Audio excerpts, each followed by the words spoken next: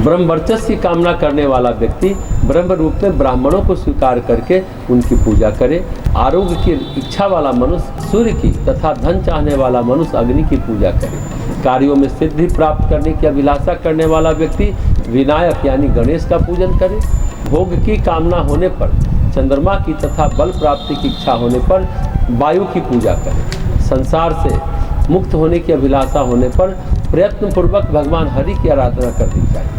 निष्काम तथा सकाम सभी मनुष्यों को भगवान गदाधर हरि की पूजा करनी चाहिए। जलदान से तृप्ति, अन्नदान से अक्षय सुख, तिलदान से अभिष्ट संतान, दीपदान से उत्तम नेत्र, भूमि दान से समस्त अभिलषित पदार्थ, सुवर्ण दान से दीर्घायु, गृह दान से उत्तम भवन तथा रजत दान से उत्तम रूप की प्राप्ति होती है।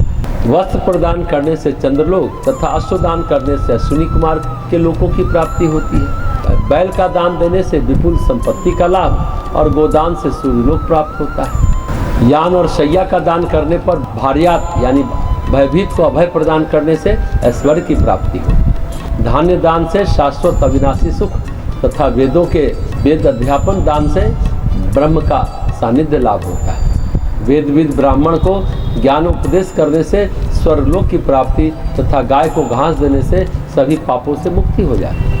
ईंधन यानी अग्नि को प्रज्वलित करने के लिए काष्ठ आदि दान करने पर व्यक्ति प्रदीप्त अग्नि के समान तेजस्वी हो जाता है। रोगियों के रोग शांति के लिए औषधि, तेल आदि पदार्थों एवं भोजन देने वाला मनुष्य रोग रहित होकर सुखी और दीर्घायु हो जाता है। छत्र और जूते का दान करने वाला मनुष्य प्रचंड धूप के कारण तीक्ष्ण ताप वाले तथा तलवार के समान तीक्ष्ण धार वाली नुकीली पत्तियों से परिव्याप्त असीपत्र वन नाम के नारकीय मार्गों को पार कर जाता है। जो मनुष्य परलोक में अक्षय सुख की अभिलाषा रखता है उसे अपने लिए संसार या घर में जो वस्तु अभिष्टतम है तथा प्रिय है उस वस्तु का दान गुणवान ब्राह्मण को करना चाहिए। उत्तरायण यानी मकर राशि से मिथुन राशि तक सूर्य के रहने के काल को उत्तरायण कहते हैं और श्रावण मास से पौष मास तक के काल को दक्षिणायन कहते हैं। यह श्रावण मास से पौष मास तक का काल है। महाविषुवत काल जिस काल में दिन रात दोनों बराबर होते हैं वह विषुव काल कहा जाता है। यह काल तुला और मेष की सूर्य संक्रांति का होता है। सूर्य तथा चंद्र ग्रहण में एवं कर्क, मेष, मकर आदि की संक्रांतियों के आने पर